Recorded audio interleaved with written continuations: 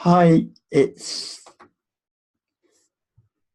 Patrick Janley at ptlarts.com. I do portraits, I do landscapes. I'm now doing lots of watercolors. Um, Today I want to talk about pricing artwork. Very sensitive issue, isn't it? So a lot of people, well, particularly artists, um, have asked me, how do I get to price the artwork? So there's lots of many factors involved. So there is one route that you can take, which you can like stop watching this video fairly quickly, and if you want to go down this route, there are people out there. I'm not one of them who will sell your artwork. There's a number of things you can do. One, there's loads of online galleries and stuff that you can join. You send pictures of your artwork to them, and they do all the work at selling them. But in my limited experience, because I didn't really warm to the whole thing very quickly, it seems like you pay some sort of money. Even if you don't pay money, what you're getting is actually bolstering up somebody else's business, and then for very little return. So you can be on a site with thousands of other artists. So I'm talking about online here. And there'll be just a few that really sell and become really popular. But because they're in the nest of all the other people that are trying to sell their work, it means that more people get to search for them online. So it's telling you a number of things here. On the positive side, it's really good to be part of, I don't know, like Fine Art America, etc. and stuff, because you do get a load of support, and there you get support, and there's all sorts of connections that you can make sort of to develop your business. So it is an option. Another option is our off-screen, if you like, is to find an agent that will deal with your work and take a commission, and you get a certain amount of money. And then if you're not happy with whether they're selling or not, then try somebody else. So there's a couple of options, which probably are options you've tried already. But if you're like me, where because I haven't been painting that long as well, I just admit, and because so therefore I sort of looked at those options, and very quickly you can see sort of the loopholes in it.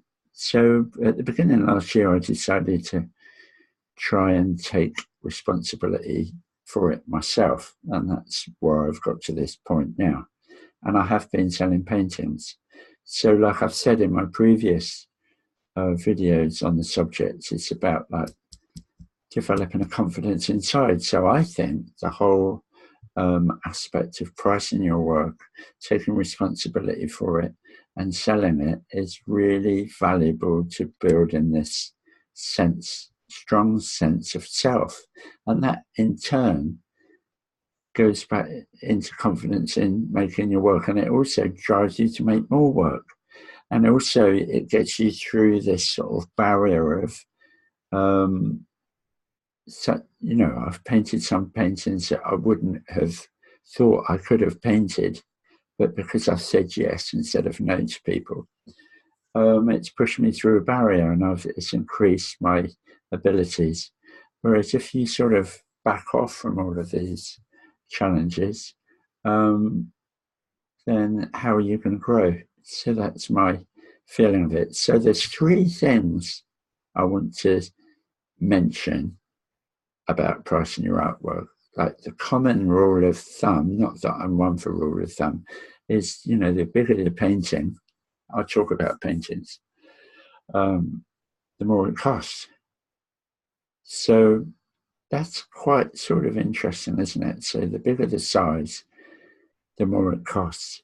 But sometimes, as you know, completing a small piece of work, if there's a lot of work in it, can take months. The style of painting that I do doesn't take months. It's just, but I know, like if you're doing photorealistic painting, etc., etc., it can take months. So you have to think about how much work it takes for you to get to the end result of your product. So it's the size by rule of thumb, the materials involved. So again, it depends what you're doing for painting. It's like the materials involved are really important, whether they're oils or whether they're acrylics, how much paint you use, etc. Those materials do fluctuate. The type of materials you use, like oil paint, you can pay, 60 or 70 pounds for a tube of oil paint. If you're buying like particular pigments of really high quality, or not, and it's only you that's going to know that, isn't it? So you have to factor all of the materials, the size, and also like the subject matter. So, I tend to price my portraits more than I price my landscapes, because it does take me longer, but also it takes me a lot longer to do the portrait. So I tend to price them higher. Actually, at the moment, I've got them all on equal footing with my oil paintings. So those are the things you need to take into consideration. But the main thing, the most important thing, is how you feel is settling with a figure and sticking with it.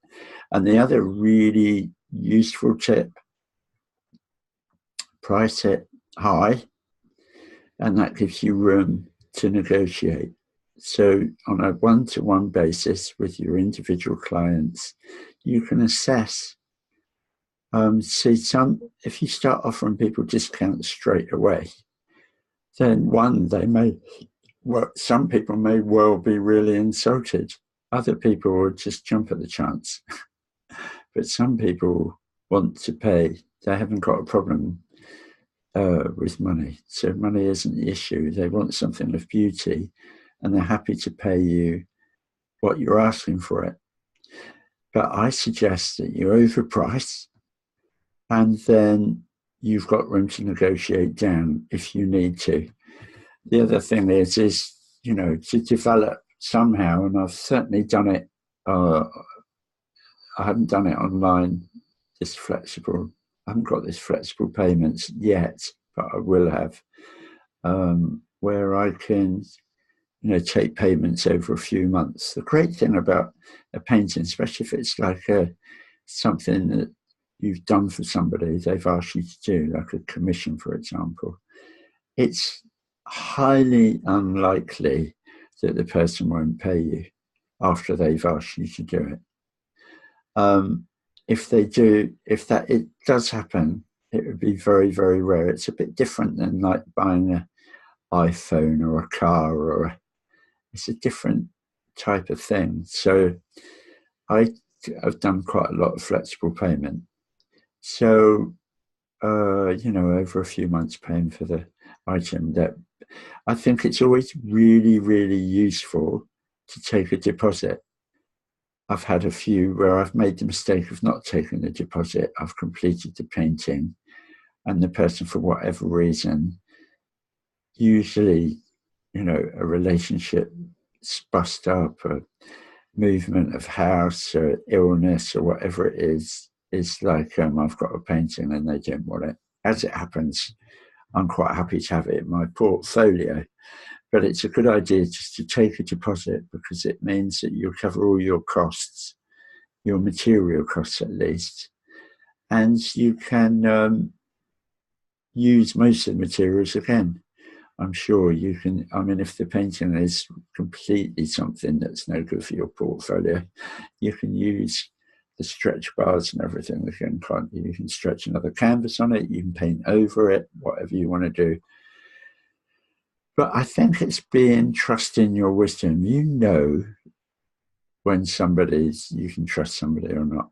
And I think this element of trust means that it spreads the word. You know, it means that your name gets around as being a regular guy who does the work he's been asked to do on time. It's great quality, and you're affable and kind and caring. Helps grow your business more than whether somebody pays you or not for one particular item. So yes, I've sold some bigger paint. Like I say, this tactic of overpricing so you've got room to play with is really useful. And also it means the other thing that's important about pricing, finally, been all over the place, is to boost your confidence. So say like you've got 100 pieces of work, and that, I mean, say they're all, you know, at the moment you sold them for £200 each. Then you sell like a few of them, and there's more and more people that know about your work and want it. So actually, with inflation, with et cetera, you can manage to put the price up year on year. So my prices have gone up like 50% probably from when I started to sell like 2.5 years ago. Now, nobody really notices it, but when you think you've had 100 paintings at £200 each, yes, you don't sell them, but they are your assets. You never know when you might sell one of them. So if you've got 100, say, 100 paintings at £200, that's £20,000 worth of work, isn't it? That you've got, that you've done. Now, if that goes up so it's worth 250, so consequently your assets has gone up as well, hasn't it? And any new work that you do is work done, and it's part of your assets. So I've just started doing a range of watercolors. And so the other aspect is how quick, you know, the time it takes you to do it, like I mentioned before. So you need to sort of just jot all these things down and think about them. Now, if you're producing work that takes you 6 months for each painting, and that's the amount of work you've got, well done, fantastic. But you have to price that up to reflect the amount of work you've put in it. And then also start to think about, well, can I do other pieces of work in other mediums or in other ways that give you a medium range of price ranges and a lower price range. So, you know, I'll sell cards, I'm going to sell postcards, I've already sold some t-shirts, I'll start doing watercolors, which I can offer at a much lower price. I've learned how to do framing. It's just let your mind think, oh, hang on, I could do this and I could do that. I could do the other. So pricing artwork is a big subject, really, because it's about you owning your arts practice, isn't it? So there we have it, another video. Please give me a thumbs up if you like what I'm talking about. Any comments down below if I'm confusing, tell me and I'll get unconfusing. So I've talked about price in artwork, size, materials, subject matter. So get that, write it down, take some notes, write a mind map or whatever it is.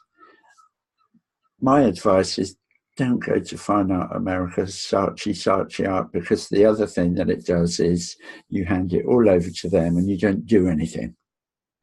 Oh, well, I've got mine on the site, blah, blah, blah. Yeah, but what? What else? It's out of your control. All of the things I've been talking about are in your control. Thank you very much. Thank you very much for watching.